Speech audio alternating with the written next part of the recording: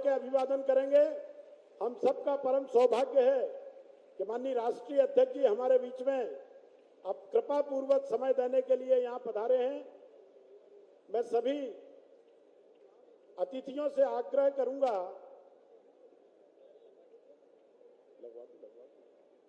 स्वागत है भाई, स्वागत है, स्वागत है भाई, स्वागत है, स्वागत है भाई, स्वागत है। केंद्र सरकार के मंत्री आदरणीय सिंधिया जी भी हमारे बीच में हैं। एक बार जोरदार तालियों से सिंधिया जी का भी स्वागत करें। मैं माननीय राष्ट्रीय अध्यक्ष जी से, माननीय प्रदेश अध्यक्ष जी से, माननीय मुख्यमंत्री जी से और सभी अतिथियों से आग्रह करूंगा कि चित्रों के सामने पुष्पांजलि, दीप प्रज्वलन का साधन कहां, दीप जलाने का साधन कहां है?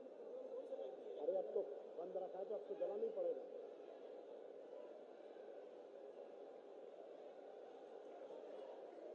विनोद यादव जी दीप प्रज्वलन करवाएं। बोलिए भारत माता की, भारत माता की, भारत माता की। माननीय अध्यक्ष जी दीप प्रज्वलन करते हुए माननीय नरेंद्र सिंह जी तोमर, माननीय विष्णुदत्त शर्मा जी, आदरणीय मुख्यमंत्री जी दीप प्रज्वलन करते। जोरदार तालियां एक बार सभी लोग। भारत माता की। सिंधिया जी भी, आदरणीय भूपेंद्र यादव जी, सभी लोग दीप प्रज्वलन कर रहे हैं। हम सब नारा लगाएंगे, भारत माता की। माननीय गणेश सिंह जी सांसद हमारे बीच में हैं, फग्गन सिंह जी हमारे बीच में हैं, माननीय नरोत्तम मिश्रा जी हमारे बीच में हैं। सभी अतिथि दीप प्रज्वलन कर पुष्पांजलि देते हुए मैं माननीय मुख्यमंत्री जी से आग्रह करूंगा कि कन्या पूजन का, माननीय प्रदेश अध्यक्ष जी, माननीय मुख्यमंत्री जी, माननीय प्रदेश अध्यक्ष जी, कन्या पूजन, माननीय राष्ट्रीय अध्यक्ष जी, जैसी हमारी परंपरा है कि हम जब कोई शुभ काम शुरू करते हैं तो उसके पहले ईश्वर की आराधना करते हैं। हमारे अतिथि अभी भगवान कामतानाथ के दर्शन पूजन करके यहाँ पधारे हैं, संतों को प्रणाम किया है और अब कन्या पूजन का काम कर रहे हैं। यही हमारी भारतीय संस्कृति है, यही हमारा लोक व्यवहार है, जिसका पालन करते हुए हमारे माननीय मुख्यमंत्री जी, माननीय राष्ट्रीय अध्यक्ष जी, माननीय सांसद गणेश सिंह जी, माननीय विष्णुदत्त शर्मा जी, माननीय सिंधिया जी, माननीय भूपेंद्र यादव जी, माननीय फग्गन सिंह कुलस्ते जी। बोलिए भारत माता की, भारत माता की।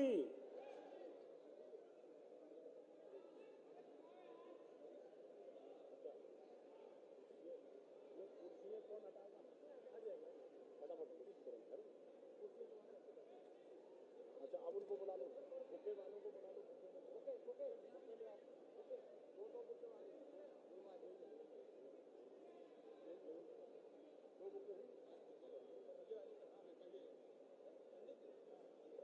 अभय प्रसाद को लगा के बात कर लो। चलो हाँ क्या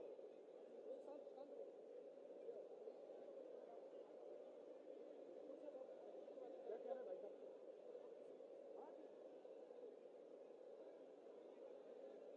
चलो बेटा कुर्सियां हटा दो। अब मैं, चलो जाओ तुम बुके लेके जाओ, वहां से जगह नहीं, यहीं से जाने दो, वहां जगह नहीं। चलो अब मैं मध्य प्रदेश के सम्मानीय अध्यक्ष विष्णुदत्त शर्मा जी से आग्रह करूंगा कि वो माननीय राष्ट्रीय अध्यक्ष जी का स्वागत करें। लेके जाओ यार।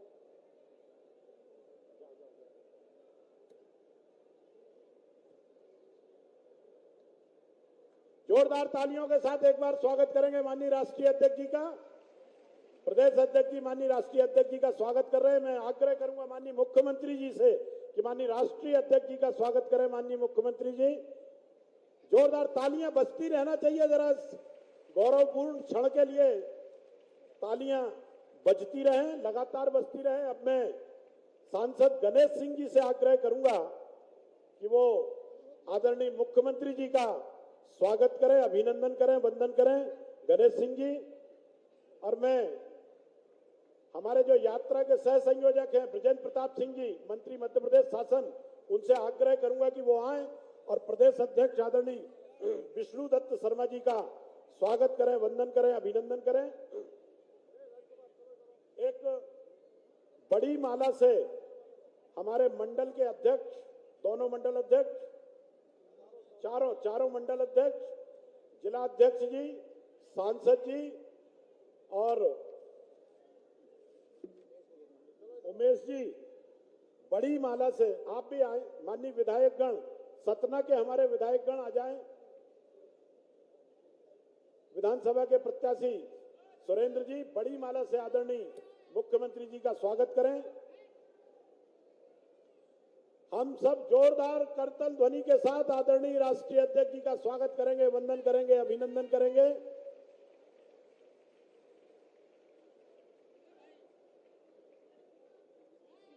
दो छोटी छोटी औपचारिकताएं मैं सतीश जी से, जिलाध्यक्ष जी से आग्रह करूंगा। हमारे पटेल साहब भी आ गए, रामखिलावन पटेल जी भी, मंत्री मध्य प्रदेश शासन। मैं सतीश शर्मा जी से आग्रह करूंगा कि प्रथम पंक्ति में विराजमान सभी सम्मानित सदस्यों का पुष्पमाला से स्वागत करें, पुष्पमाला से स्वागत करें। सतीश जी, दो छोटी औपचारिकताएं हैं। एक बनवासी राम का चित्र है, सांसद श्री गणेश सिंह जी, वो बनवासी राम का चित्र, बनवासी राम का चित्र जो है गणेश सिंह जी माननीय राष्ट्रीय अध्यक्ष जी को भेंट करेंगे। ये चित्रकूट की पावन धरती है जहां भगवान राम ने अपने वनवास के लगभग 12 वर्ष यहां गुजारे थे और ये तपोभूमि है भगवान राम की, और इसलिए राष्ट्रीय अध्यक्ष जी को बनवासी राम का चित्र भेंट करते हुए सतना के सांसद श्री गणेश सिंह जी। एक औपचारिकता और है, बांदा के सांसद हमारे बीच में हैं, वो गदा भेंट करके, बांदा के सांसद श्री पटेल साहब हमारे बीच में हैं, वो गदा भेंट करके, जोरदार तालियां जरा एक बार इस गदा की अनुपम भेंट के लिए, जोरदार तालियों से स्वागत, वंदन, अभिनंदन। सभी मंच के अतिथियों का स्वागत सतीश जी और उमेश जी कर रहे हैं। और अब मैं आग्रह करता हूं सतना के सांसद, आपके लाडले नेता गणेश सिंह जी से कि वो आए।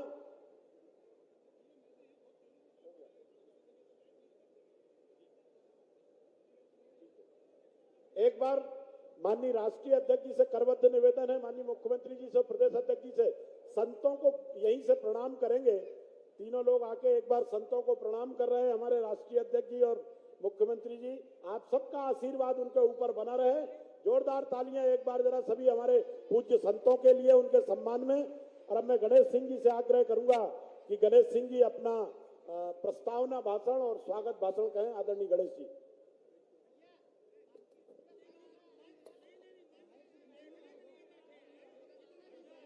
भारत माता की एक बार जोरदार तरीके से, माननीय राष्ट्रीय अध्यक्ष जी हमारे बीच में हैं।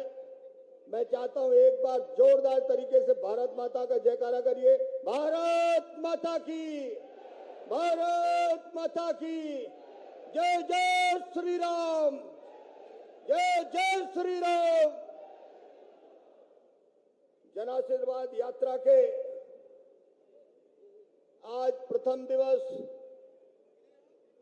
भगवान राम की इस तपोभूमि से प्रारंभ हो रही इस यात्रा के शुभारंभ अवसर पर आज हम सबका मार्गदर्शन करने के लिए पधारे दुनिया के सबसे बड़े राजनीतिक दल भारतीय जनता पार्टी के हमारे राष्ट्रीय यशस्वी अध्यक्ष परम श्रद्धेय श्री जगत प्रकाश नड्डा जी, हमारे प्रदेश के लोकप्रिय मुख्यमंत्री, जिन्होंने इस राज्य को बीमारू राज्य से एक विकसित राज्य बनाने तक का सफर यहां तक पहुंचाया है, ऐसे हमारे लोकप्रिय मुख्यमंत्री आदरणीय शिवराज सिंह चौहान जी, भारतीय जनता पार्टी के हमारे प्रदेश के यशस्वी अध्यक्ष आदरणीय श्री वी.डी. शर्मा जी, हमारे भारत सरकार के केंद्रीय मंत्री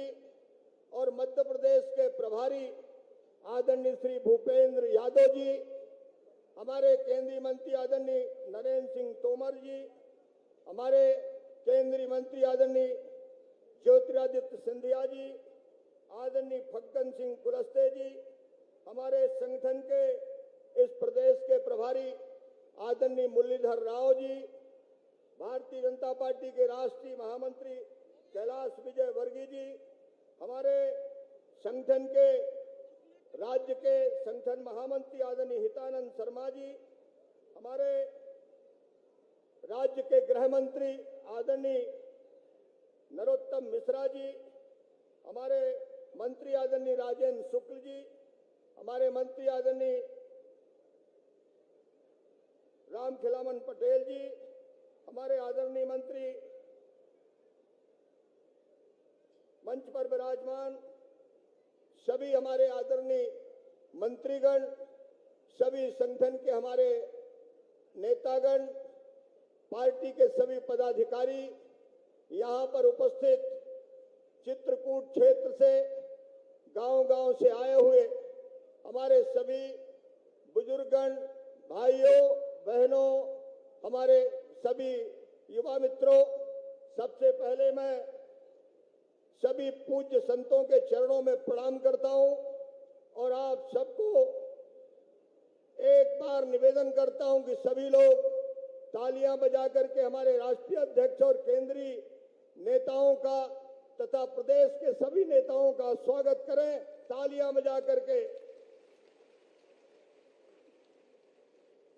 माननीय अध्यक्ष महोदय, ये धरती भगवान राम के वनवास काल की धरती है। 11.5 वर्ष तक भगवान राम यहाँ पर रहे। ये वो पुनीत धरती है जहां से भगवान राम पुरुषोत्तम, मर्यादा पुरुषोत्तम श्री राम बने थे।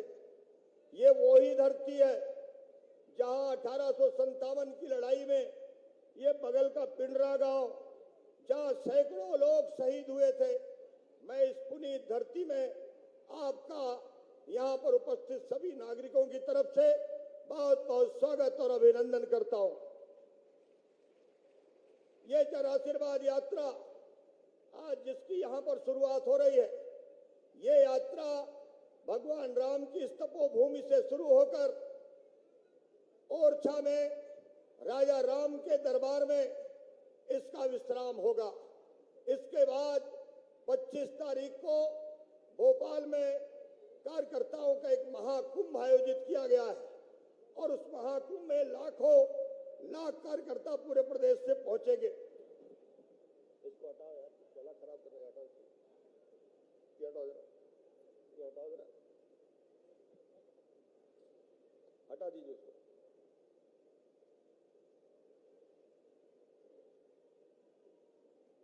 भारतीय जनता पार्टी आज देश में माननीय प्रधानमंत्री आदरणीय नरेंद्र मोदी जी के नेतृत्व में राष्ट्र का चौमुखी विकास कर रही है और मध्य प्रदेश में भारतीय जनता पार्टी माननीय शिवराज सिंह चौहान जी के नेतृत्व में प्रदेश के एक एक कोने में विकास पहुंचाने का काम किया है।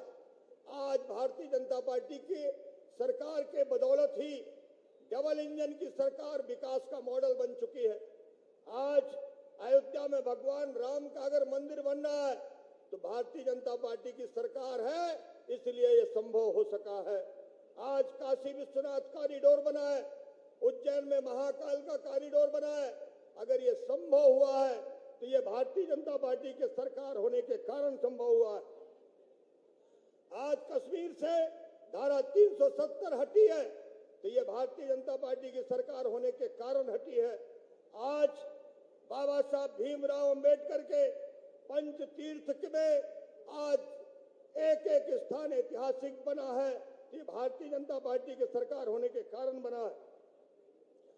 आज संत रविदास जी का एक बहुत बड़ा वहां पर स्थान बन रहा है सागर में, ये इसलिए संभव हुआ है कि भारतीय जनता पार्टी की सरकार है। भारतीय जनता पार्टी की सरकार होने के कारण विश्व की सबसे ऊंची प्रतिमा सरदार सरोवर में सरदार वल्लभ भाई पटेल की बनी है, ये भारतीय जनता पार्टी की सरकार के कारण बनी है। आज दिल्ली में राजपथ कर्तव्य पथ बना है तो माननीय प्रधानमंत्री जी और भारतीय जनता पार्टी की सरकार के रहने के कारण हुआ है। आज दिल्ली में हमारे सेना के जवान जो शहीद हुए उनका शौर्य स्मारक बना है, तो आज अगर ये हो सका है तो माननीय भारतीय जनता पार्टी की सरकार के कारण हुआ है। आज देश में एक नई संसद बनकर के तैयार हुई है, अगर ये संभव हो सका है तो भारतीय जनता पार्टी की सरकार के कारण हुआ है। आज देश की अर्थव्यवस्था दुनिया की 5वें नंबर की अर्थव्यवस्था बनी है, ये प्रधानमंत्री नरेंद्र मोदी जी के प्रयासों के कारण हुआ है, भारतीय जनता पार्टी की सरकार रहने के कारण हुआ है। आज देश में 11 करोड़ किसानों को उनके बैंक खातों में सीधा पैसा जा रहा है, अगर ये काम संभव हुआ है तो भारतीय जनता पार्टी की सरकार रहने के कारण हुआ है। 4 करोड़ गरीबों के पक्के घर बने, अगर ये संभव हुआ है तो भारतीय जनता पार्टी की सरकार के रहने के कारण हुआ है। 10 करोड़ घरों में रसोई गैस पहुंची, अगर ये संभव हुआ है तो ये भारतीय जनता पार्टी की सरकार के रहने के कारण हुआ है। इतने अनेकों काम आज भारतीय जनता पार्टी की सरकार ने करके गरीबों का जीवन बदल दिया है। आज गांव में खुशहाली का माहौल पैदा किया है। आज देश का गरीब ये महसूस कर रहा है हमारी समस्याएं अब समाधान की ओर चल पड़ी है। हमारे प्रधानमंत्री नरेंद्र मोदी जी ने पूरी तरह से इस बात को साबित कर दिया कि मैं इस देश के अंदर, मैंने कहा था सबका साथ सबका विकास, आज वो जन जन तक पहुंच रहा है। आज देश चौमुखी विकास कर रहा है, दुनिया में भारत का डंका बज रहा है। इसलिए मैं आप सबसे निवेदन कर रहा हूं, भारतीय जनता पार्टी ही आप सबकी सच्चे साथी के रूप में काम कर रही है। हमारी सरकारें आपकी हर तरह की समस्याओं का समाधान कर रही है। आइए एक बार फिर भारतीय जनता पार्टी को मध्य प्रदेश में पुनः सत्ता प्राप्त हो, उसके लिए आशीर्वाद देने का काम करिए। दोनों हाथ उठाइए, बांधिए मुट्ठी और आशीर्वाद दीजिए भारतीय जनता पार्टी को। भारत माता की। बहुत बहुत धन्यवाद। धन्यवाद सांसद जी। माननीय राष्ट्रीय अध्यक्ष जी, पिंडरा के शहीद यहां पर बाबा दलगंजन सिंह के नेतृत्व में 1857 में एक विद्रोह हुआ और उनकी शहादत हुई। आज उनके परिवार के लोग, उनके प्रपौत्र और उनके बेटे श्री अभय प्रताप सिंह और श्री आदित्य प्रताप सिंह भारतीय जनता पार्टी की सदस्यता ले रहे हैं। साथ ही डॉक्टर सपना वर्मा जी जो प्रमुख समाज सेवी हैं और जिनके अपने पूरे भारत में राष्ट्रीय स्तर पर बीमारी मुक्त भारत का प्रकल्प स्थापित कर रही हैं, अपनी संस्था के माध्यम से मधुरिमा सेवा संस्कार फाउंडेशन की अध्यक्ष हैं। ये लोग हमारे दल की सदस्यता ले रहे हैं। जरा जोरदार तालियों के साथ हमारे इन मेहमानों का स्वागत करें।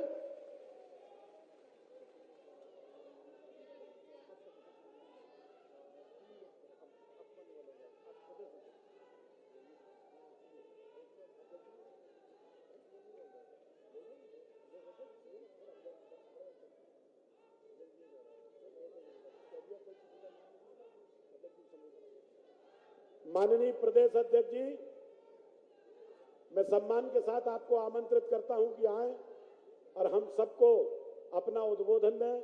माननीय प्रदेश अध्यक्ष श्री विष्णुदत्त शर्मा जी, जोरदार तालियों से स्वागत करें माननीय अध्यक्ष जी का।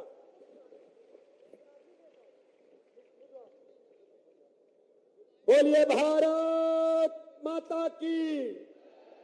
अरे आज दुनिया के सबसे बड़े राजनीतिक दल भारतीय जनता पार्टी के माननीय राष्ट्रीय अध्यक्ष आदरणीय जेपी नड्डा जी पधारे हैं। ये आवाज यहां से जन आशीर्वाद लेने आए हैं। आज यहां से पूरे मध्य प्रदेश के कोने कोने में आवाज पहुंचनी चाहिए इस भगवान राम की, इस पुण्य भूमि कर्म भूमि से, कि आज लोगों को लगे कि माननीय राष्ट्रीय अध्यक्ष जी ने आज विजय का आह्वान इस चित्रकूट से कर दिया है। बोलिए भारत माता की, भारत माता की, भगवान श्री रामचंद्र की। आज हमारे इस ऐतिहासिक कार्यक्रम में भारतीय जनता पार्टी मध्य प्रदेश के 2023 के चुनाव के जन आशीर्वाद यात्रा के शुभारंभ के आज इस कार्यक्रम में इस देश की पवित्र भूमि भगवान श्री राम की वो पुण्य भूमि जिन्होंने इस भूमि पर 11 साल 11 महीने और 11 दिन इस भूमि में बिताए हैं, ऐसी इस पुण्य भूमि पर आज जन आशीर्वाद यात्रा में हमारे बीच पधारे भारतीय जनता पार्टी के सम्मानीय राष्ट्रीय अध्यक्ष आदरणीय जेपी नड्डा जी, मध्य प्रदेश के हमारे लोकप्रिय मुख्यमंत्री आदरणीय शिवराज सिंह चौहान जी और मंच पर उपस्थित हमारे संपूर्ण हमारा नेतृत्व मध्य प्रदेश का, और मैं आप आज इस चित्रकूट की पुण्य भूमि पर, इस पावन भूमि पर मैं सभी संतों का जिनके आशीर्वाद से आज भारतीय जनता पार्टी, माननीय प्रधानमंत्री मोदी जी, आज भारतीय जनता पार्टी का नेतृत्व उनके आशीर्वाद से आगे बढ़ रहा है, मैं उनके चरणों में प्रणाम करके आज आप सब लोगों के बीच मैं चाहता हूं कि जोरदार तालियों से माननीय राष्ट्रीय अध्यक्ष जी का एक बार हम अभिनंदन करें। आज माननीय राष्ट्रीय अध्यक्ष जी हमारे बीच पधारे। आज इस अवसर पर मध्य प्रदेश के 2023 के चुनाव में जो जनता जनार्दन आज इस चित्रकूट की जनसभा में आज जन आशीर्वाद यात्रा के शुभारंभ के अवसर पर आज इतनी बड़ी संख्या में इस क्षेत्र के लोग उपस्थित हैं। मेरे नागरिक भाइयों और बहनों, मेरी जनता जनार्दन, मेरे कार्यकर्ता, आज हम सब लोग माननीय राष्ट्रीय अध्यक्ष जी के नेतृत्व में इस पुण्य भूमि पर आप सबसे आशीर्वाद लेने के लिए भारतीय जनता पार्टी के सम्मानीय राष्ट्रीय अध्यक्ष पधारे हैं। मित्रों, इस मध्य प्रदेश के अंदर भारतीय जनता पार्टी की सरकार ने माननीय प्रधानमंत्री नरेंद्र मोदी जी के नेतृत्व में और हमारे मुख्यमंत्री शिवराज सिंह चौहान के नेतृत्व में जो 2003 का मध्य प्रदेश था, ये कांग्रेस के मिस्टर बंटा ढार और दुरावस्था का दौर इस मध्य प्रदेश के अंदर था। भारतीय जनता पार्टी की सरकार ने इस मध्य प्रदेश को विकसित मध्य प्रदेश बनाने का काम किया। विकास के आज चारों तरफ हम देखते हैं कि पूरे मध्य प्रदेश के कोने कोने में आज विकास और गरीब कल्याण माननीय प्रधानमंत्री मोदी जी के नेतृत्व में, माननीय मुख्यमंत्री शिवराज सिंह चौहान के नेतृत्व में और मंच पर बैठा हुआ जो हमारे सम्मानीय सांसद विधायक सभी हमारा नेतृत्व यहां पर बैठा है, उन सबके नेतृत्व में आप सबके आशीर्वाद से हर गरीब के जीवन को बदलने का काम भारतीय जनता पार्टी की सरकार कर रही है। मैं आज इस सभा में कहना चाहता हूं कि जो कुछ करते हैं, माननीय प्रधानमंत्री कहते हैं हमने जो किया है केवल वादे और नारे नहीं दिए, गरीब कल्याण के लिए, जनता के विकास के लिए, जनता के जीवन में खुशहाली लाने के लिए आज मध्य प्रदेश के कोने कोने में जो अकाउंटेबिलिटी के साथ जो किया है उसको लेकर के भारतीय जनता पार्टी का नेतृत्व जन आशीर्वाद लेकर के यहां से निकलेगा। और उसका आशीर्वाद लेने के लिए हमारे राष्ट्रीय अध्यक्ष जी जो दुनिया के सबसे बड़े दल के नेता हैं और हमारे मुख्यमंत्री शिवराज सिंह चौहान जिन्होंने इस मध्य प्रदेश के अंदर एक एक गांव और गरीब के अंदर जनता जनार्दन के साथ संवेदनशीलता के साथ काम किया है। हमें संतों का आशीर्वाद है पूरे मध्य प्रदेश के अंदर। और ये जो भूमि है, ये भूमि तो संकल्प की भूमि है। भगवान श्री राम ने संकल्प लेकर के कि दुराचारी और आताताई शक्तियों का, राक्षसी शक्तियों का कैसे इस देश के अंदर अंत होगा, ये संकल्प भगवान श्री राम ने यहां से लिया था। और आज हम सब लोगों को आशीर्वाद है। मुझे इस बात का गर्व है, हम सौभाग्यशाली हैं कि आज ये जन आशीर्वाद की शुरुआत भगवान श्री राम की इस पुण्य भूमि से, इस संकल्प भूमि से हो रहा है। इसलिए हम सब लोग मिलकर के आज यहाँ पर संकल्प लेंगे माननीय राष्ट्रीय अध्यक्ष जी के समक्ष कि आगामी आने वाले 2023 के चुनाव में जन आशीर्वाद के माध्यम से जनता जनार्दन का आशीर्वाद लेकर निकलेंगे। 5 यात्राएं निकलेंगी। आज माननीय राष्ट्रीय अध्यक्ष जी संबोधित करेंगे। हमको आशीर्वाद हमारे कार्यकर्ताओं को तो देंगे ही, जनता जनार्दन से आशीर्वाद मांगने के लिए आए हैं। 5 तारीख को माननीय गृह मंत्री अमित शाह जी आएंगे। वो मंडला और श्योपुर से जन आशीर्वाद का शुभारंभ करेंगे। 4 तारीख को माननीय रक्षा मंत्री हमारे राजनाथ सिंह जी आएंगे और 6 तारीख को नितिन गडकरी जी आएंगे। पूरे मध्य प्रदेश के अंदर जनता का आशीर्वाद लेने के लिए पहुंचेंगे। मैं आज सब लोगों को, आपको इस बात के लिए धन्यवाद देते हुए कि जो जनता जनार्दन आज यहाँ पर उपस्थित है, आप सब भारतीय जनता पार्टी को आशीर्वाद देंगे। जो विकास और गरीब कल्याण, जो एक सबसे बड़ा आधार भारतीय जनता पार्टी का है, हमारे संतों के आशीर्वाद के साथ, जनता के आशीर्वाद से हम आगे बढ़ करके मैं राष्ट्रीय अध्यक्ष जी का मध्य प्रदेश की इस पुण्य भूमि पर बहुत स्वागत करता हूं। बहुत बहुत अभिनंदन। जय हिंद, जय भारत। बोलिए भारत माता की। भारतीय जनता पार्टी जिंदाबाद। नरेंद्र मोदी जिंदाबाद। बहुत बहुत धन्यवाद। धन्यवाद अध्यक्ष जी, आप हमारे शुभंकर हैं। और अब मैं पूरे सम्मान के साथ मध्य प्रदेश के लाडले मुख्यमंत्री आदरणीय शिवराज सिंह चौहान जी को आमंत्रित करूंगा। जरा जोरदार तालियों के साथ माननीय मुख्यमंत्री जी को आमंत्रित कर रहा हूं कि वो आए और हम सबको अपना उद्बोधन दें। आदरणीय मुख्यमंत्री जी।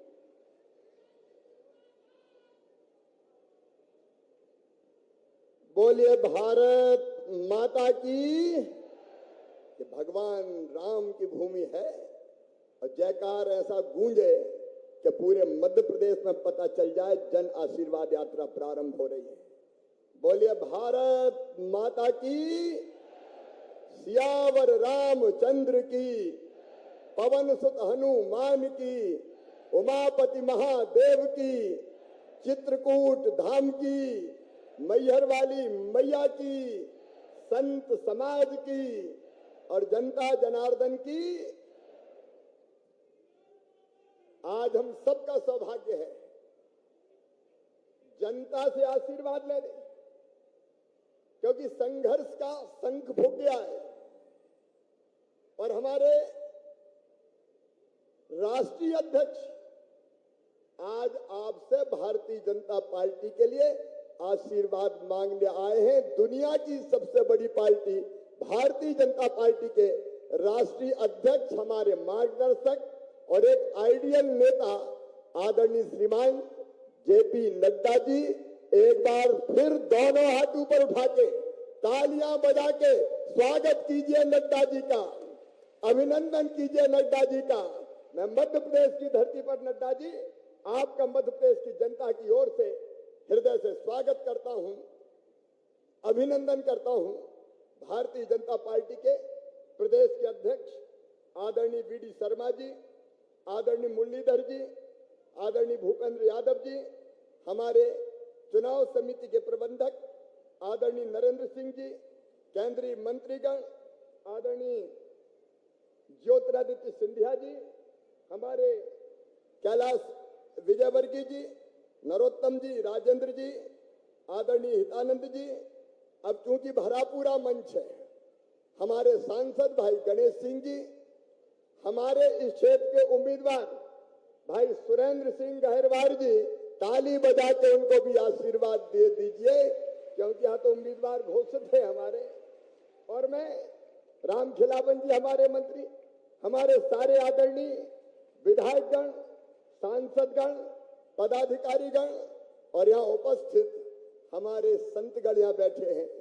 आत्मनो मोक्षार्थ जगत हिताय च। राम जी की बड़ी कृपा है हम पे, क्योंकि बिना राम की कृपा के संतों का संग नहीं मिलता। बिन सत्संग विवेक न होई, राम कृपा बिन सुलभ न सोई। आपके चरणों में बारंबार प्रणाम। आप भी दोनों हाथ उठा के आशीर्वाद भारतीय जनता पार्टी को दीजिए, ताकि क्षेत्र का विकास और जनता के कल्याण का काम हम करते रहें। मेरे बहनों और भाइयों, मैं आप सबको दोनों हाथ छोड़ के प्रणाम करता हूँ, बिंद की जनता को प्रणाम करता हूँ। आपका आशीर्वाद हमेशा से भारतीय जनता पार्टी को मिला है। आपने 2003 में आशीर्वाद दिया, आपने 2008 में आशीर्वाद दिया, आपने 2013 में भाजपा को आशीर्वाद दिया और 18 में भी बिंद ने भरपूर भारतीय जनता पार्टी को आशीर्वाद दिया था। मेरे बहनों और भाइयों, आपका भरपूर आशीर्वाद मिला था। मैं आभारी हूं आपका और मुझे पूरा विश्वास है एक बार फिर भारतीय जनता पार्टी की सरकार बनाने के लिए फिर आपका भरपूर आशीर्वाद मिलेगा। बोलिए, सबका आशीर्वाद मिलेगा। तो बोलिए भारत माता की। आपके आशीर्वाद की अधिकारी है भारतीय जनता पार्टी। एक तरफ श्रीमान नरेंद्र मोदी जी के नेतृत्व में दुनिया के अद्भुत नेता, अद्वितीय नेता, और कहते हुए गर्व होता है कि प्रधानमंत्री नरेंद्र मोदी जी केवल भारत के नेता नहीं है, आज पूरी दुनिया के नेता नरेंद्र मोदी जी हैं। जमघट लग रहा है दिल्ली में विश्व के नेताओं का। हमें गर्व होता है कि प्रधानमंत्री जी के नेतृत्व में हमारा देश निरंतर आगे बढ़ रहा है। और चित्रकूट वासियों, मझगवा वालों, जरा ईमानदारी से बताना, दिल पे हाथ रख के बताना, कांग्रेस और भारतीय जनता पार्टी की सरकार का अंतर। आज मैं आपसे पूछ रहा हूं, बताओ जितने विकास के काम भारतीय जनता पार्टी की सरकार ने किए, कभी कांग्रेस ने किए थे क्या? जोर से बताओ, किए थे क्या? काम बोलता है, सड़कें देख लो। और मझगवा वालों, अरे ये भारतीय जनता पार्टी है। दौरी सागर बांध, आपकी मांग थी कि इस इलाके में भी खेतों में सिंचाई होनी चाहिए। 227 करोड़ रुपए की लागत का दौरी सागर बांध भूमि पूजन में नहीं कर पाया, लेकिन अब निर्माण का काम प्रारंभ कर रहे हैं। ये दौरी सागर बनेगा। दौरी सागर पे तो जरा जोर से ताली हो जाए। ये सूखा क्षेत्र, कांग्रेस की सरकारों ने वर्षों तक यहां सिंचाई की कभी व्यवस्था नहीं की। 50-60 साल राज किया। कांग्रेस ने क्या दिया था? याद करो मझगवा वालों, चित्रकूट वालों, जब कांग्रेस थी तो चारों तरफ डाकुओं का आतंक रहता था। बताओ रहता था कि नहीं? अरे जोर से बताओ, रहता था कि नहीं? हमने सरकार आने के बाद यहां कह दिया था कि मध्य प्रदेश की धरती पर या तो डाकू रहेंगे या हम रहेंगे, दोनों एक साथ नहीं रह सकते। सारे डकैतों का सफाया करने का काम किया तो भारतीय जनता पार्टी की सरकार ने किया, हमने किया। एक तरफ आतंक का अंत और दूसरी तरफ विकास के काम। यह विधानसभा ऐसी थी जहां हम ज्यादा नहीं जीते, लेकिन फिर भी हमने विकास के कामों में कसर नहीं की। सड़कों का जाल, बिजली का प्रबंध, सिंचाई के और सुन लो, केवल दौरी सागर नहीं रहेगा। अभी नर्मदा मैया का पानी नागौद तरफ से आने वाला है। टनल का काम बहुत कठिन है, वो लगातार चल रहा है। तो नागौद तक पानी नहीं रहेगा सीमित, उस पानी को बाद में दौरी सागर में छोड़ेंगे और दौरी सागर की नहरें बना के सीधे सीधे मंदाकिनी नदी में नर्मदा जी का पानी मिला दिया जाएगा। नर्मदा मैया और मंदाकिनी मैया का संगम होगा। कौन कर सकता था? क्या कांग्रेस ये कभी कर सकते थे? और जो नहरों का काम यहां से लेके मंदाकिनी तक, वो भी 300 करोड़ रुपया का स्वीकृत हो गया है, टेंडर हो गए, उसका काम भी शुरू करेंगे। किसान भाइयों, ये भारतीय जनता पार्टी की सरकार है। कांग्रेस के लोग झूठ बोलते रहे, कर्जा माफ करेंगे, कर्जा माफ करेंगे, डिफाल्टर बना दिया किसानों को। और वो डिफाल्टर बनने के बाद हमने 2200 करोड़ रुपया ब्याज के किसानों को भरने का काम किया, तो भारतीय जनता पार्टी की सरकार ने किया। ये प्रधानमंत्री नरेंद्र मोदी जी है जो पीएम सम्मान निधि, किसान सम्मान निधि किसानों के खाते में डालते हैं। 6000 रुपया हमारे पीएम डालते हैं। तो मुझे भी लगा शिवराज चौथी बार मुख्यमंत्री बन गया, रे तू भी तो कुछ पैसे डाल। तो पहले हमने तय किया 4000, लेकिन अब तय किया 6000। पहले 2000 पीएम साहब के आएंगे, फिर 2000 सीएम के, फिर 2000 पीएम के, फिर 2000 सीएम के, फिर 2000 पीएम के, फिर 2000 सीएम के। साल में 12000 रुपया किसानों के खाते में सीधा डालने का काम किया तो भारतीय जनता पार्टी की सरकार ने। कब किया था कांग्रेस ने? मेरी लाडली बहनाएं बैठी है, उधर बड़ी संख्या में बैठी है। मेरी लाडली बहनाओं, अरे कांग्रेस ने कभी तुम्हारे खाते में पैसा डाला था क्या? आज तो बहनें जोर से बोलो, कभी डाला था क्या? और अब सबके खाते में पैसा आ रहा है कि नहीं आ रहा? मेरी बहनों, जिंदगी बदलने का काम, माँ और बहन की जिंदगी में तकलीफ ना रहे, कष्ट ना रहे। और स्त्री क्या केवल आंसू बहाने के लिए पैदा हुई है? क्या उसके चेहरे पर मुस्कुराहट नहीं आनी चाहिए? और इसलिए मुख्यमंत्री लाडली बहना योजना बनाई तो हमने बनाई, भारतीय जनता पार्टी की सरकार ने बनाई। 15,000 करोड़ रुपया सीधे एक साल में खातों में डालेंगे तो हम डालेंगे बहना, भारतीय जनता पार्टी की सरकार डालेगी। अच्छा, राखी के पहले 250 रुपया आ गए कि नहीं? आ गए तो हाथ उठा के बहनों बताओ उधर, आ गए। और अब 10 तारीख को फिर आने वाले हैं। ये केवल पैसा नहीं है मेरी बहनों, आपको सम्मान दिया है, सम्मान। भारतीय जनता पार्टी ने आपको सम्मान दिया है। जिंदगी बदलने का अभियान प्रधानमंत्री नरेंद्र मोदी जी के नेतृत्व में चल रहा है। अरे कहीं ऐसी सरकार देखी है? 50 साल तक कांग्रेस ने राज किया, क्या दिया था? ये गरीब कल्याण का महायज्ञ मोदी जी के नेतृत्व में चल रहा है। फ्री में सबको राशन कौन ने दिया था? दिया था कभी कांग्रेस ने। अरे दिया था कभी कांग्रेस ने? तो जोर से बोल के बताओ, दिया था? कब दिया कांग्रेस ने? गरीबों के मकान बन जाए। कई जगह गरीब के पास रहने की जमीन का टुकड़ा छोटा पड़ गया था क्योंकि परिवार बढ़ गया था, और तो हमने तय किया मुख्यमंत्री भू आवासीय अधिकार योजना बना के कि हर गरीब जिसके पास रहने की जमीन का टुकड़ा नहीं है उसको फ्री में पट्टा देके रहने की जमीन का मालिक बनाएंगे। कोई बिना जमीन के नहीं रहेगा। मध्य प्रदेश की धरती पर कोई बिना जमीन के नहीं रहेगा। फिर उस जमीन पर मकान, प्रधानमंत्री आवास योजना के 1 लाख से ज्यादा मकान बने हैं तो सतना जिले की धरती पर बने हैं। लेकिन कुछ बहनें अभी भी कहती है हमारा नाम नहीं है, हमारा नाम नहीं है। तो चिंता मत करना मेरी बहनों, जो छूट गए हैं उनका भी सर्वे करके और उनका भी पक्का मकान बनवाया जाएगा। कोई गरीब मकान से वंचित नहीं रहेगा। बोलो, सबका मकान बनना चाहिए कि नहीं? ये भारतीय जनता पार्टी की सरकार है। जनता की जिंदगी बदलती है। झूठे वादे नहीं करते। बेटा बेटियों की पढ़ाई का इंतजाम, उसके विस्तार में मैं नहीं जा रहा। अभी जिन बच्चों ने अच्छे नंबर लाए हायर सेकेंडरी में, उनको स्कूटी देना हो, लैपटॉप देना हो। और मेरी बहनाओं, ये याद रखना, ये कई योजना कांग्रेस ने बंद कर दी थी। जब कमलनाथ आए तो लैपटॉप की योजना बंद, साइकिल देने की योजना बंद, बहनों के खाते में बेटा बेटी को जन्म देने के पहले 4,000 डालते थे वो बंद, जन्म के बाद 12,000 डालते थे वो बंद, बेटियों की शादी की योजना बंद। और तो और बुजुर्गों, तीर्थ यात्रा तक बेईमान कांग्रेस ने बंद कर दी थी। बुजुर्गों की तीर्थ यात्रा क्या बिगाड़ा था तुम्हारा बुजुर्गों ने? कमलनाथ तीर्थ यात्रा तक बंद कर दी। अब हमने फिर तीर्थ यात्रा चालू कर दी है।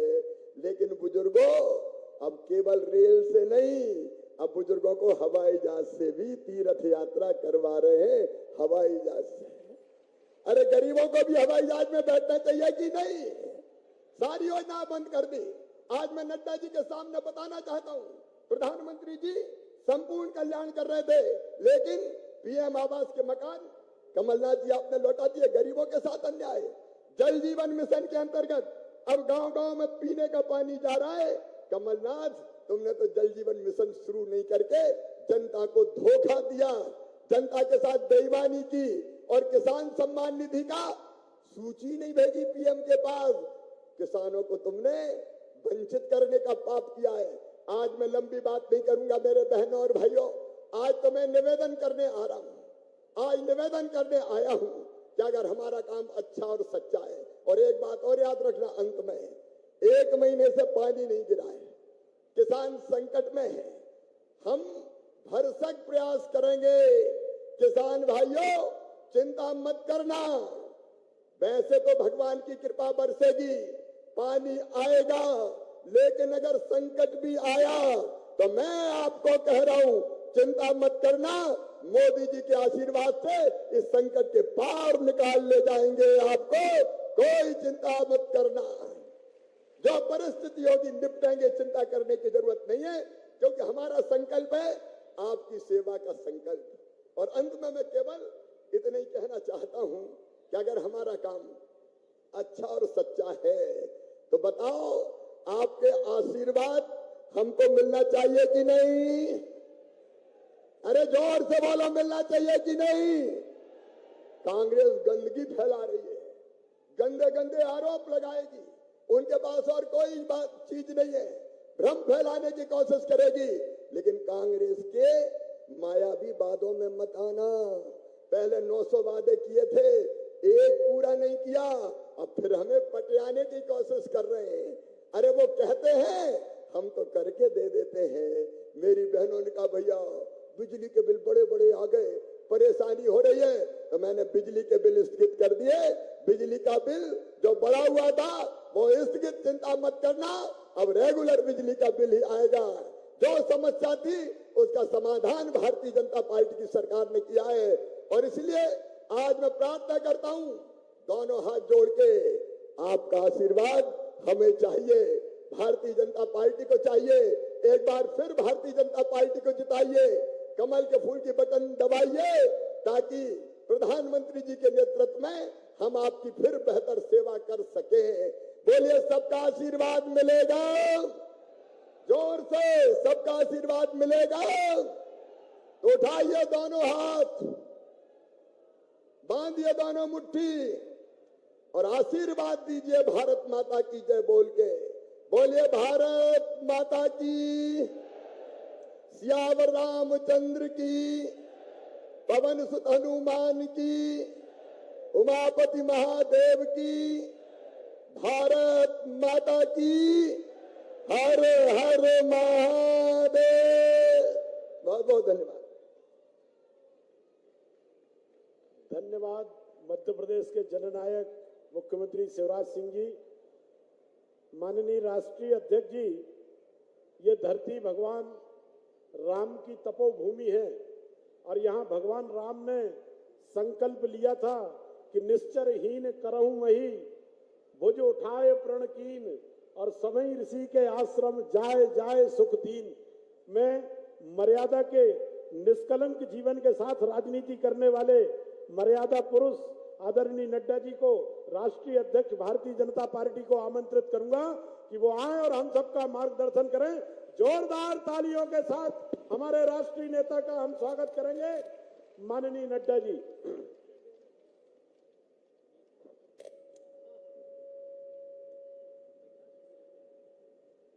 बोलिए भारत माता की, जरा जोर से, भारत माता की, भारत माता की, भारत माता की। आज के इस जन आशीर्वाद यात्रा के प्रारंभिक कार्यक्रम में मंच पर उपस्थित हमारे मध्य प्रदेश के यशस्वी मुख्यमंत्री सम्मानीय शिवराज सिंह चौहान जी, हमारे प्रदेश के जुझारू अध्यक्ष श्री वी.डी. शर्मा जी, हमारे इस चुनाव प्रबंधन को देख रहे भारत सरकार में मंत्री नरेंद्र सिंह तोमर जी, भारत सरकार में मंत्री श्री ज्योतिरादित्य सिंधिया जी, हमारे राष्ट्रीय महामंत्री कैलाश विजयवर्गीय जी, प्रदेश के प्रभारी मुरलीधर राव जी, हमारे राज्य मंत्री फग्गन सिंह कुलस्ते जी, गणेश सिंह जी, सतीश शर्मा जी, लक्ष्मीकांत वाजपेयी जी, विजेंद्र प्रताप सिंह जी जो यात्रा के कार्य देख रहे हैं, संयोजक हैं, मंच पर आसीन सभी मंत्रीगण, हमारे सांसदगण, विधायकगण और पार्टी के वरिष्ठ पदाधिकारी और प्रभु राम के इस तपोभूमि पर एकत्र आए देवियों और सज्जनों, जो जन आशीर्वाद यात्रा में जन आशीर्वाद देने के लिए आए हैं, और मीडिया के मेरे साथी, प्रिंट मीडिया और इलेक्ट्रॉनिक मीडिया के मेरे साथी, ये मेरा सौभाग्य है कि मुझे प्रभु श्री राम के तपोभूमि पर आज इस जन आशीर्वाद यात्रा के शुभारंभ के अवसर पर यहां आने का सौभाग्य प्राप्त हुआ है। यह जन आशीर्वाद यात्रा, ये भारतीय जनता पार्टी के पिछले कई वर्षों से चल रहे अथक प्रयास, संकल्प तपस्या और समर्पण का विषय को जनता तक पहुंचाने का संकल्प लेकर के हम सब लोग चले और इसीलिए इस जन आशीर्वाद यात्रा में 10,500 किलोमीटर का सफर करके 5 स्थानों से 230 विधानसभाओं में मध्य प्रदेश की जनता का आशीर्वाद लेकर के जो काम हमने गरीब कल्याण के लिए किया, जो काम हमने महिला सशक्तिकरण के लिए किया, जो काम हमने किसानों के कल्याण के लिए किया, जो काम हम लोगों ने युवाओं के उत्थान के लिए किया, जो काम हमने समाज के हर वर्ग को सशक्तिकरण के लिए दिया, उसको जन जन तक पहुंचाना और जन जन का आशीर्वाद लेना, इस मकसद से जन आशीर्वाद यात्रा की प्रारंभ की जा रही है। मुझे पूरा विश्वास है कि मध्य प्रदेश की जनता का पूरा आशीर्वाद हम सबको मिलेगा और उनके आशीर्वाद से हम इस सफल कार्यक्रम के माध्यम से आने वाले विधानसभा के चुनाव में फिर से कमल खिलाएंगे और मध्य प्रदेश की सेवा में फिर से जुट जाएंगे, यह भी मैं आपको बताना चाहता हूं। मित्रों, अभी कुछ दिन पहले भारत के यशस्वी गृह मंत्री ने एक रिपोर्ट कार्ड आप सबके सामने, मध्य प्रदेश की जनता के सामने रखा था। उस रिपोर्ट कार्ड के माध्यम से हम जनता को यह बताने जाएंगे कि कैसे 20 साल पहले का मध्य प्रदेश था और कैसे आज 20 साल के बाद मध्य प्रदेश का परिवर्तन हुआ है और किस तरीके से मध्य प्रदेश आज बढ़ते हुए कदम के साथ एक उत्तम राज्य के रूप में आगे बढ़ा है। इसके लिए मैं भारतीय जनता पार्टी और शिवराज सिंह जी को बधाई देता हूं, जिन्होंने यहां तक इस यात्रा को पहुंचाया। मित्रों, मैं आपको बताना चाहता हूं, मैं 1998 में 1998 में पहली बार प्रदेश में मंत्री बना था। उस समय मैं अपने प्रदेश में बहुत मेहनत करता था, लेकिन जब देश के आंकड़े आते थे तो उसमें कहा जाता था कि हम स्वच्छता में पिछड़े हैं, हम विकास में पिछड़े हैं, हम स्वास्थ्य में पिछड़े हैं, हम शिक्षा में पिछड़े हैं, हम महिलाओं के स्वास्थ्य में पिछड़े हैं, हर तरीके से हम पिछड़े हुए दिखते थे। तो मैं उस समय पूछा करता था कि भाई, हम इतनी मेहनत करते हैं, मेरे प्रदेश के आंकड़े तो इतने उत्तम हैं, उसके बावजूद भी हम कैसे पिछड़े हुए हैं? तो बताया जाता था कि कुछ बीमारू राज्य हैं, बिहार, राजस्थान, मध्य प्रदेश, उत्तर प्रदेश, यह बीमारू राज्य विकास को नीचे खींच करके ले जाते हैं। लेकिन आज मैं ये गौरव के साथ कह सकता हूं 2023 में कि जो बीमारू राज्य थे उसमें से मध्य प्रदेश एक विकसित राष्ट्र के रूप, विकसित प्रदेश के रूप में खड़ा हो गया है। इसके लिए मैं आपको बधाई देता हूं, एक विकसित प्रदेश के रूप। और सिर्फ मैं कहने के लिए नहीं कह रहा हूं, मध्य प्रदेश की पर कैपिटा इनकम, प्रति व्यक्ति आय 2002 में 11,171 रुपए थी। आज मध्य प्रदेश की प्रति व्यक्ति आमदनी साल की 1,40,000 रुपए हो गई है। ये भी हमको ध्यान में रखना चाहिए। हमारे 2002 में 7,000 किलोमीटर की सड़कें बनी थी मध्य प्रदेश में। आज 2023 में 5 लाख से ज्यादा किलोमीटर की सड़क मध्य प्रदेश में बन करके तैयार हुई। हमारे 2002 में मेडिकल कॉलेज में सिर्फ 620 सीटें हुआ करती थी, 620 सीटें। आज 4,000 से ज्यादा मेडिकल की शिक्षा प्रति वर्ष मध्य प्रदेश में हो रही है। यह भी हमको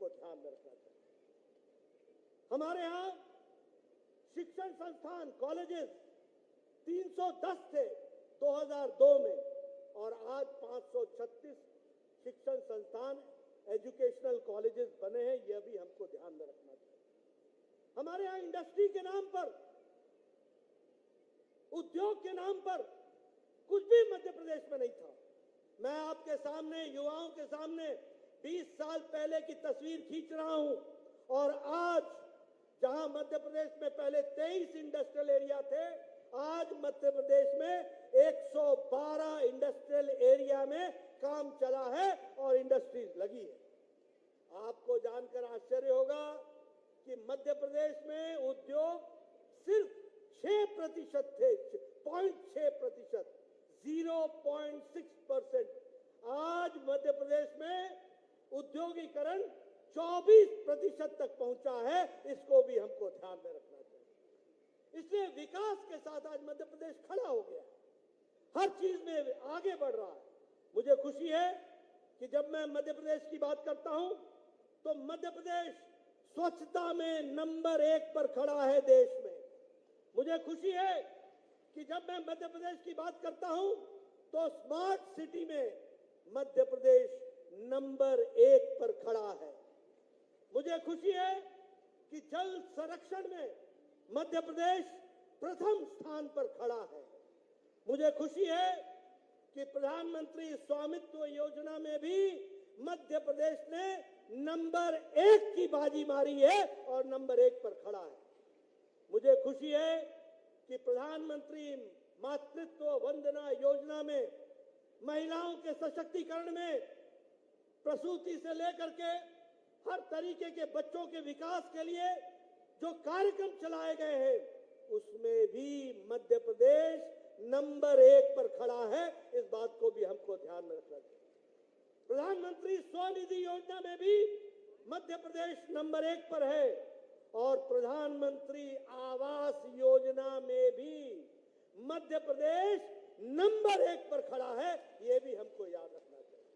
और प्रधानमंत्री आवास योजना में मध्य प्रदेश नंबर 1 पर खड़ा है, जबकि कमलनाथ ने इस आवास योजना को अपने शासन के समय में डिरेल करने में कोई कसर नहीं छोड़ी थी। कमलनाथ ने आवास योजना की लिस्ट दिल्ली पहुंचने ही नहीं दी थी। उसके बावजूद भी पिछले 3 साल में शिवराज सिंह ने मेहनत करके मध्य प्रदेश को आवास योजना में नंबर 1 पर पहुंचा दिया है। ये हमको ध्यान में रखना चाहिए। अब ये हमारी जिम्मेवारी है। बताइए, नवंबर दिसंबर में मध्य प्रदेश को नंबर 1 पर पहुंचाओगे कि नहीं? पहुंचाओगे कि नहीं? कमल खिलाओगे कि नहीं? आगे बढ़ाओगे कि नहीं?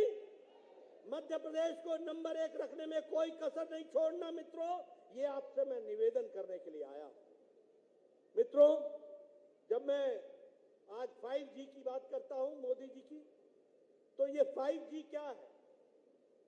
ये कनेक्टिविटी तो है ही, लेकिन ये ग्रोथ का इंजन है, ये गुड गवर्नेंस का इंजन है, ये गुडविल का इंजन है, ये गारंटी की जिम्मेवारी है और ये गरीब कल्याण से जुड़ा हुआ 5G है। इसके लिए जहां प्रधानमंत्री मोदी जी ने कोई कसर नहीं छोड़ी, वहां मध्य प्रदेश के भी नेताओं ने जनता तक विकास को पहुंचाने में कोई कसर नहीं छोड़ी है। यह भी आपके सामने मैं कहना चाहता हूं। मित्रों, हम लोग समर्पित हैं, संकल्पित हैं। किस बात के लिए? गांव, गरीब, वंचित, पीड़ित, शोषित, दलित, महिला, युवा, किसान, इनकी तस्वीर और तकदीर बदलने के लिए हम संकल्पित हैं। और हमारी तमाम योजनाएं, अगर हम बात करें प्रधानमंत्री आवास योजना की, अगर हम बात करें प्रधानमंत्री गरीब कल्याण अन्न योजना की, आज गरीब कल्याण अन्न योजना के कारण 13 करोड़ 50 लाख, 13.5 करोड़ लोग आज गरीबी की रेखा से निकल करके मध्य वर्ग में पहुंच गए हैं। ये भारत की बदलती तस्वीर है। ये गरीब कल्याण अन्न योजना के कारण 80 करोड़ की जनता को भूखे रहने से बचाने का काम मोदी जी ने किया। आज कोई भी गरीब भूखा नहीं सोता है। इसलिए अति गरीबी भारत में 0.1% से भी कम हो गई है। यह भी हमको ध्यान में रखना चाहिए। अगर हम बात करें उज्ज्वला योजना की, तो जहां 9.5 करोड़ हमारे गरीब बहनों को गैस का सिलेंडर दिया गया, चूल्हा दिया गया, वहीं अभी राखी के अवसर पर पहले 200 रुपए का छूट और फिर से 200 रुपए की छूट देने का काम हमारी सरकार ने किया और बहनों को एक तरीके से उनको तोहफा देने का और उनको बहनों को याद करने का काम किया। मित्रों, अगर मैं विकास की बात करूं तो आज भारत 11वें नंबर से आर्थिक व्यवस्था में छलांग लगा करके 5वें नंबर पर खड़ा हो गया है। और मित्रों, आपने 2023 के दिसंबर में मध्य प्रदेश में आशीर्वाद देना और 2024 के मई में मोदी जी को आप फिर से आशीर्वाद देंगे और भारत दुनिया की तीसरी आर्थिक महाशक्ति बन करके आएगा। ये हमारी गारंटी, ये प्रधानमंत्री जी की गारंटी है। इसको लेकर के हमने आगे बढ़ना है। आपने कभी सोचा था 9 साल पहले आपके हाथ में जो मोबाइल होता था उस पे लिखा होता था मेड इन चाइना। आज जो आपके हाथ में मोबाइल है उस पे लिखा हुआ है मेड इन इंडिया। अब एप्पल भी इंडिया में बनता है। 97% मोबाइल अब भारत में बन रहा है। यह परिवर्तन आया है। अगर मैं बात करूं ऑटोमोबाइल इंडस्ट्री में, ऑटोमोबाइल मार्केट में भारत तीसरे नंबर पर खड़ा है, स्टील में दूसरे नंबर पर खड़ा है और दुनिया में जब आर्थिक मंदी है तो भारत एक आशा की किरण के साथ सबसे तेज गति से बढ़ने वाली आर्थिक व्यवस्था मोदी जी के नेतृत्व में बनी है। इसको भी हमको याद रखना चाहिए। इसलिए मित्रों, हम आपके सामने आज हमारे लिए खुशी की बात है, हम चंद्रयान पर हमारा सैटेलाइट लैंड कर गया। कल हमारा आदित्य L1 सक्सेसफुल लॉन्च हो गया और वो 4 महीने में 15 लाख किलोमीटर की दूरी तय करेगा और 5 साल तक सूरज की पूरी अध्ययन करके जमीन पर हमें बताएगा। इसरो के साइंटिस्टों को बहुत बहुत बधाई जो आज चंद्रमा और सूरज को जीतने के लिए काम कर रहे हैं और प्रधानमंत्री जी का उनको आशीर्वाद मिला है। इस तरीके की परिस्थितियां खड़ी हुई। मित्रों, मध्य प्रदेश भी विकास में कोई कमी नहीं कर रहा है। Roadways, infrastructure, highways, Airways, railways, सब में मध्य प्रदेश आगे बढ़ा है। आपको जानकर खुशी होगी कि 34 रेलवे स्टेशन मध्य प्रदेश के सबसे मॉडर्नाइज होकर के 2 साल में तैयार हो जाएंगे और आपको मालूम है कि प्रधानमंत्री जी ने इसका शिलान्यास कुछ ही दिन पहले किया है। यह भी हम सबको मालूम है। अगर मैं बात करूं हमारे हाईवेज की तो 33,000 करोड़ रुपए सिर्फ हाईवेज पर खर्च हुआ है और चंबल का एक्सप्रेस हाईवे उस पर 8,000 करोड़ रुपए खर्च हो रहा है। नर्मदा के एक्सप्रेस हाईवे पर लगभग 31,000 करोड़ रुपए खर्च हो रहा है। उसी तरीके से इंदौर से भोपाल तक मेट्रो के लिए 710 करोड़ रुपए खर्च हो रहे हैं। यह है विकास की कहानी, यह है विकास को आगे बढ़ाने की कहानी। बताइए, ऐसे जन आशीर्वाद यात्रा को आपका आशीर्वाद मिलेगा कि नहीं मिलेगा? मध्य प्रदेश की जनता का आशीर्वाद आप हासिल करेंगे कि नहीं करेंगे? अगर आप करेंगे तो जिन बातों के लिए शिवराज जी ने कहा, लाडली लक्ष्मी योजना, बालिकाओं का सशक्तिकरण, लाडली बहना योजना, महिलाओं का सशक्तिकरण, समाज को विकसित करने का रास्ता, इसको आप आगे बढ़ाएंगे, ऐसा मेरा विश्वास है। ये मैं आपके सामने कहना चाहता हूं। मुझे खुशी है कि आज 14 मेडिकल कॉलेज, नए मेडिकल कॉलेज प्रधानमंत्री मोदी जी ने दिए और मुझे खुशी है गणेश सिंह जी, मेरे ही स्वास्थ्य मंत्री काल में आपको को भी मेडिकल कॉलेज मिला मोदी जी के आशीर्वाद से, और यहाँ की जनता को वह समर्पित हुआ है। इसके लिए भी आपको मैं बधाई देता हूं। उसी तरीके से हमारे शिवपुरी के हमारे ज्योतिरादित्य जी बैठे हैं, उनसे पूछिए कि किस तरीके से उनका मेडिकल कॉलेज से वो वंचित हो गए थे, उनको भी मेडिकल कॉलेज देने का प्रयास किया है। हमने तो छिंदवाड़ा में भी मेडिकल कॉलेज खुलवाया है, हमने तो खांडवा में भी मेडिकल कॉलेज खुलवाया है, हमने तो दतिया में भी, रतलाम में भी और सतना में भी मेडिकल कॉलेज को खुलवाने का काम किया है। इसलिए विकास की नई नई कहानियां हम सब लोगों ने रची हैं। फिर चाहे अगर हम धार्मिक दृष्टि से देखें तो चाहे ओमकारेश्वर हो, चाहे अमरकंटक हो, 100 करोड़ रुपए की लागत से इन स्थानों को बढ़ाने का काम प्रधानमंत्री मोदी जी कर रहे हैं और शिवराज जी उनको धरती पर लगा रहे हैं। मित्रों, मैं अगर विकास की कहानी कहूंगा तो बहुत लंबी कहानी हो जाएगी। मैं आपका ज्यादा समय नहीं लेना चाहता, लेकिन एक बात मैं गारंटी से कहना चाहता हूं कि आज मध्य प्रदेश मुख्य धारा में है।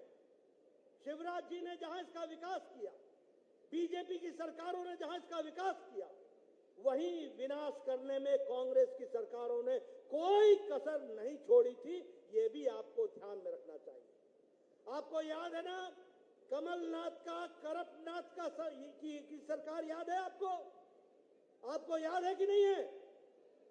आपको याद है कि नहीं है कि कमलनाथ की सरकार भ्रष्टाचार से युक्त सरकार थी? आपको ऐसी सरकार चाहिए क्या? आपको ऐसी सरकार चाहिए क्या? अगर नहीं चाहिए तो जागरूक होकर के कमल के निशान को आगे बढ़ाने का जिम्मा आपका होगा। ये आपको इसकी चिंता करनी पड़ेगी। मित्रों, अभी मैं जब यहां बैठा हूं, मेरे पीछे राजेंद्र शुक्ला जी बैठे हैं। कभी सोचा था कि 750 मेगावाट का जो सबसे बड़ा हमारा एशिया का लार्जेस्ट सोलर प्लांट वो कभी लगेगा? एशिया का कहां लगा? मध्य प्रदेश में लगा। कहां लगा? रीवा में लगा। यह है प्रधानमंत्री जी के मध्य प्रदेश के प्रति सोचने का तरीका और उसको विकसित करने का तरीका। मित्रों, महिला सशक्तिकरण की बात करें तो 50% लोकल सेल्फ गवर्नमेंट में उनको रिजर्वेशन दिया गया। हमारे टीचर्स के रिक्रूटमेंट में उनको 50% की रिजर्वेशन दी गई और हमारे पुलिस के रिक्रूटमेंट में 33% की रिजर्वेशन महिलाओं को दी गई है। ये आज विकसित महाराष्ट्र मध्य प्रदेश को बढ़ाने का काम हमारी सरकार ने किया है कि कैसे मध्य प्रदेश विकसित हो सकता है और करना है, इसको हमको ध्यान में रखना चाहिए। मैं अंत में एक ही बात कहूंगा और वो बड़े दुखी होकर के और आक्रोशित होकर के आपसे मैं एक विषय की चर्चा करना चाहता हूं। मित्रों, हम लोग तो देश के काम में जुटे हैं। ये एनडीए का गठबंधन मोदी जी के नेतृत्व में पूरी ताकत से भारत को विकसित राष्ट्र के रूप में बढ़ाने के लिए लगा। लेकिन दुख के साथ कहना पड़ता है, एक ऐसे विषय के बारे में आपसे चर्चा करनी है जिससे सारा भारत आक्रोशित है, आक्रोश में है और उसके साथ साथ पीड़ा में। अभी मुंबई में कुछ परिवारवादी गठबंधन के सदस्य लोग इंडी अलायंस, घमंडिया गठबंधन, ये कौन सा अलायंस है? INDI alliance, INDI alliance, INDI alliance, घमंडिया गठबंधन, इसके लोग मुंबई में एकत्र हुए थे और वहां पर जब एक तरफ भारत को हम विकसित बनाने के लिए लगे हैं, जब हम लोग एक तरफ भारत चांद और सूरज को जीत सके इसके लिए लगा है, जब भारत आने वाले G20 में 8-9 तारीख को दुनिया के सबसे ताकतवर लोग भारत में पहली बार एकत्र आ रहे हैं और जब भारत की जय जयकार दुनिया में हो रही है, भारत की जय जयकार दुनिया मान रही है, तो ऐसे समय में ये घमंडिया गठबंधन वह हमारी संस्कृति पर, वो हमारे धर्म पर, वो हमारे संस्कारों पर बहुत गहरा आघात करने का प्रयास कर रहा है।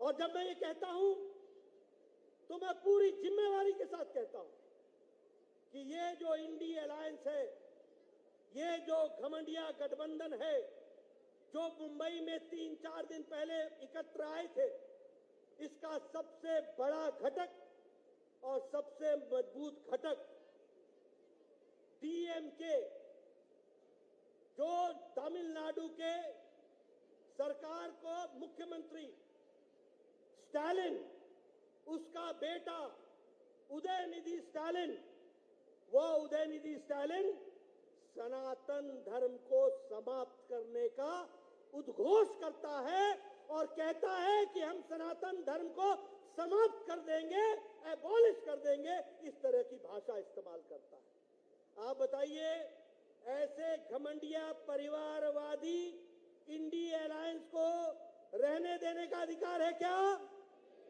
रहने देने का अधिकार है क्या? क्या सनातन धर्म को हम समाप्त तो होने देंगे क्या? क्या हिंदू धर्म पर इस तरीके का आघात लगने देंगे क्या? ये मित्रों, और क्या कहता है उदयनिधि स्टालिन? कहता है कि एंटी सनातन नहीं, एबॉलिश सनातन, मतलब सनातन धर्म को जड़मूल से समाप्त कर दो। जिस प्रकार, उदाहरण क्या देता है सुन लो, उदाहरण देता है कि जैसे मच्छर, जैसे मलेरिया, जैसे डेंगू, जैसे कोरोना, इसको हम समाप्त करते हैं, वैसे ही सनातन धर्म को समाप्त कर दो। यह है परिवारवादी घमंडिया गठबंधन का घमंड, और वो इस तरीके की बेतुकी बातें कहने में कोई गुरेज नहीं करते, कोई गुरेज नहीं करते। आप बोलिए, उदयनिधि स्टालिन ने जो ये बात कही है, ये कब कही? ये तब कही जब 3 दिन पहले मुंबई में बैठकर ये गलबाइयां करके अपनी रणनीति तैयार कर रहे थे। क्या यही रणनीति तैयार हुई है? क्या इंडी अलायंस का, क्या घमंडिया गठबंधन का ये सोचा समझा राजनीतिक रणनीति है क्या कि सनातन धर्म को समाप्त करो, हिंदू धर्म को समाप्त करो? और मैं पूछना चाहता हूं राहुल गांधी से कि राहुल गांधी, ये जो आपने मोहब्बत की दुकान चलाई, ये मोहब्बत की दुकान में हिंदू धर्म और सनातन की नफरत का सामान कहां बिक रहा है? ये नफरत का सामान कैसे बिक रहा है? और ये हिंदू विरोधी, सनातन विरोधी जहर आप जो वहां पर पैदा कर रहे हैं, यही क्या आपकी मोहब्बत की दुकान है? मैं ये इंडी अलायंस और घमंडिया गठबंधन से सवाल पूछना चाहता हूं। पहला सवाल, मुझे जवाब चाहिए और देश को जवाब चाहिए कि जो उदयनिधि स्टालिन ने कहा है, वह इंडी अलायंस का और घमंडिया गठबंधन का रणनीति का, राजनीति का हिस्सा है? क्या वह रणनीति बनी है? और क्या आपने मुंबई में यह रणनीति बना करके आप उतरे हैं? और मेरा दूसरा सवाल है कि क्या आप आने वाले चुनाव में आप सनातन धर्म को समाप्त करने की राजनीति के मुद्दे को लेकर के जनता के बीच में जाने वाले हैं? अगर आप जाने वाले हैं, और अगर नहीं, आपने तय किया है कि कुछ भी भारत से जुड़ा हुआ हो, भारत की संस्कृति, भारत का संस्कार, भारत का सनातन धर्म, भारत की सोच, भारत का गौरव इतिहास, इससे आपका कोई लगाव नहीं है, और आपकी मोहब्बत की दुकान नफरत फैलाने वाला कार्य कर रहा है, यह बात स्पष्ट हो जाती है। इसलिए मैं चाहूंगा, यहां जहां आप जन आशीर्वाद यात्रा में आप आशीर्वाद देने के लिए आए हैं, वहीं आप संकल्प लें कि ऐसे इंडी अलायंस को आप जमीन से उखाड़ करके फेंक देंगे ना, आप जमीन से उखाड़ के फेंकेंगे ना, फेंकेंगे ना? इनको रहने का अधिकार है क्या? ऐसी विचारधारा को रहने का अधिकार है क्या? ये राहुल गांधी की मोहब्बत की दुकान के बजाय नफरत फैलाने वाली दुकान को बंद करेंगे कि नहीं करेंगे? मित्रों, यही आवश्यक है और इसलिए आपको दो तरफ से काम करना पड़ेगा। एक, अच्छे काम को बढ़ाना पड़ेगा जो भारतीय जनता पार्टी कर रही है, और ये जो घृणा फैलाने वाले लोग हैं, जो सनातन धर्म पर आघात करने वाले लोग हैं, इनको घर बैठाना पड़ेगा और भारत देश को आगे मोदी जी के नेतृत्व में विकास के नए कीर्तिमान स्थापित करने में हम आगे बढ़ेंगे। इन्हीं शब्दों के साथ बहुत बहुत धन्यवाद। जय भारत, जय मध्य प्रदेश। धन्यवाद माननीय राष्ट्रीय अध्यक्ष जी, आपका प्रेरक उद्बोधन हम सब कार्यकर्ताओं को प्राप्त हुआ। अब मैं सतना जिले के अध्यक्ष जी से आग्रह करूंगा कि वो